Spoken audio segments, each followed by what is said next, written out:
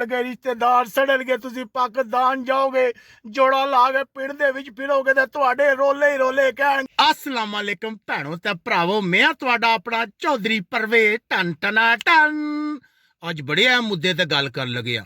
ਮੈਂ ਟੈਕਸੀ ਰੋਕੀ ਹੈ, ਦੇਖਿਆ ਸੀਟ ਪਿਛਾਂ ਕੀਤੀ ਹੈ, ਇਹ ਖਾਲੀ ਜੀ ਜਗ੍ਹਾ ਲੋੜੀ ਹੈ ਜਿੱਥੇ ਕੋਈ ਸਾਡੀਆਂ ਗੱਲਾਂ ਨਾ ਸੁਣੇ ਰਾਜ਼ ਦੀਆਂ। ਅੱਜ ਗੱਲ ਕਰਾਂਗੇ ਬਾਹਰ ਦੇ ਫਾਇਦੇ ਤੇ ਨੁਕਸਾਨਾਂ ਦੀ।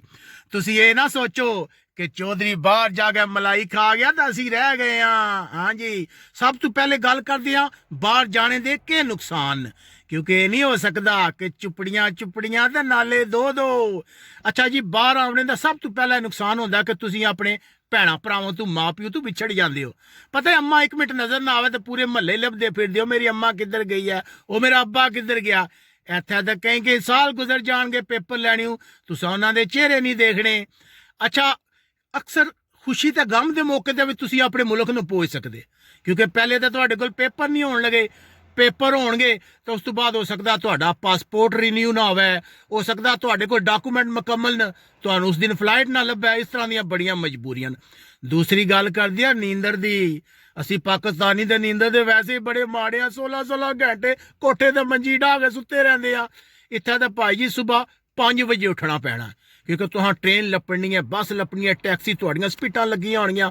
ਸ਼ਾਮੀ ਵੀ ਲੇਟ ਆਓਗੇ, ਇੱਕ ਕਮਰੇ 'ਚ 6 ਬੰਦੇ ਹੋਣਗੇ, ਉਹ ਗੱਲਾਂ ਕਰਨਗੇ, ਤੁਹਾਡੀ ਰਾਤੀ ਨੀਂਦਰ ਨਹੀਂ ਪੂਰੀ ਹੋਣ ਲੱਗੀ।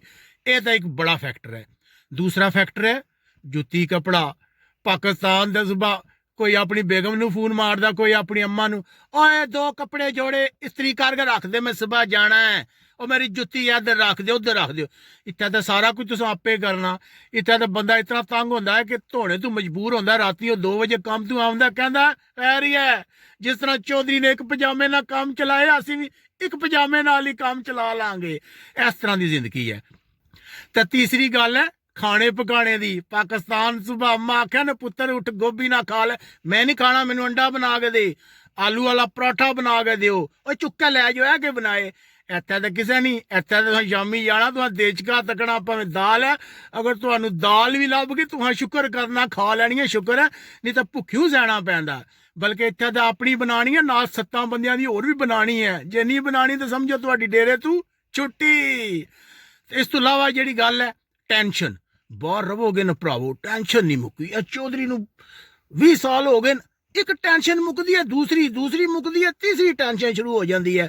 ਉਧਰੋਂ ਪਾਕਿਸਤਾਨ ਨੂੰ ਫੋਨ ਆ ਰਿਹਾ ਹੁੰਦਾ ਪੈਸੇ ਦਾ, ਇਧਰੋਂ ਕੰਮ ਦਾ ਰੋਲਾ ਹੁੰਦਾ, ਕੰਮ ਜਾ ਰਿਹਾ ਹੁੰਦਾ, ਕਿਤੇ ਤੁਹਾਡੀ ਤਨਖਾਹ ਫਸੀ ਹੁੰਦੀ ਹੈ। ਇਸ ਗੱਲ ਹੈ ਇੱਥੇ ਆਉਣੇ ਤੋਂ ਪਹਿਲੇ ਆ ਨੁਕਸਾਨਾਂ ਨੂੰ ਵੀ ਯਾਦ ਰੱਖਿਏ।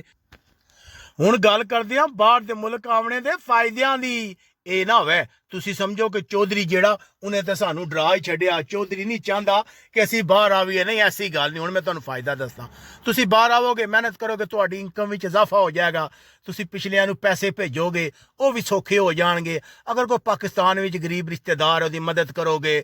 ਦੂਸਰਾ ਫਾਇਦਾ ਇਹ ਹੈ ਕਿ ਤੁਸੀਂ ਬਾਹਰ ਆਵੋਗੇ, ਕੱਲ ਤੁਹਾਨੂੰ ਪੇਪਰ ਲੱਭਣਗੇ, ਤੁਸੀਂ ਇੱਥੇ ਸੈੱਟ ਹੋ ਜਾਓਗੇ, ਪਾਸਪੋਰਟ ਲੱਭਣਗੇ, ਫਿਰ ਤੁਸੀਂ ਕੱਲ ਆਪਣੇ ਬੱਚੇ ਇੱਥੇ ਬੁਲਾ ਲਵੋਗੇ। ਇੱਥੇ ਬੱਚਿਆਂ ਦੀ ਤਾਲੀਮ ਫਰੀ ਹੈ, ਉਹ ਅੱਛੀ ਤਾਲੀਮ ਜਿਹੜੀ ਹਾਸਲ ਕਰਨਗੇ। ਪਤਾ ਪਾਕਿਸਤਾਨ ਤੇ ਮਹਿੰਗੀਆਂ ਸਕੂਲਾਂ 'ਚ ਪੜ੍ਹਾਉਣਾ ਗਰੀਬ ਬੰਦੇ ਦਾ ਖਾਬ ਹੁੰਦਾ ਹੈ। ਇੱਥੇ ਅਮੀਰ ਤੇ ਗਰੀਬ ਦੇ ਬੱਚੇ ਇੱਕ ਹੀ ਸਕੂਲ ਜਾਣਗੇ, ਕੱਲ ਤੁਹਾਡੇ ਬੱਚੇ ਪੜ੍ਹ ਗਏ ਡਾਕਟਰ ਇੰਜੀਨੀਅਰ ਬਣ ਸਕਦੇ ਨੇ। ਤੀਸਰਾ ਫਾਇਦਾ ਕਿ ਯੂਰਪ ਦੇ ਮੁਲਕਾਂ 'ਚ ਇਲਾਜ ਦੀਆਂ ਬਿਹਤਰ ਸਹੂਲਤਾਂ। ਮੰਨਿਆ ਕਿ ਕੁਝ ਦਿਨਾਂ ਤੋਂ ਇੱਥੇ ਵੀ ਹਾਲਾਤ ਖਰਾਬ ਹੋਏ ਨੇ, ਐਮਰਜੈਂਸੀ 'ਚ 12 ਘੰਟੇ ਬਿਠਾਉਂਦੇ ਨੇ, ਲੇਕਿਨ ਫਿਰ ਵੀ ਓਵਰਆਲ ਪਾਕਿਸਤਾਨ ਦੇ ਮੁਕਾਬਲੇ ਜਿੱਥੇ ਇਲਾਜ ਜਿਹੜਾ ਬਿਹਤਰ ਹੈ। ਤੁਸੀਂ ਜਿਹੜਾ ਕੋਈ ਬੰਦਾ ਇਹਨੂੰ ਸੁਣ ਲਗੇ ਕਿ ਰੋਡ ਉੱਪਰ ਬਿਮਾਰੀ ਦੀ ਵਜ੍ਹਾ ਤੋਂ ਮਰ ਗਿਆ। ਤਾਂ ਚੌਥਾ ਤੇ ਆਖਰੀ ਫਾਇਦਾ, ਜੋ ਤੁਹਾਡੇ ਕੋਲ ਪੈਸੇ ਆਵਣਗੇ, ਰਿਸ਼ਤੇਦਾਰ ਸੜਨਗੇ, ਤੁਸੀਂ ਪਾਕਿਸਤਾਨ ਜਾਓਗੇ, ਜੋੜਾ ਲਾ ਕੇ ਪਿੰਡ ਦੇ ਵਿੱਚ ਫਿਰੋਗੇ ਤੇ ਤੁਹਾਡੇ ਰੋਲੇ ਹੀ ਰੋਲੇ ਕਹਿਣਗੇ, ਉਹ ਚੌਧਰੀ ਹੈ, ਉਹ ਚੌਧਰੀ ਹੈ।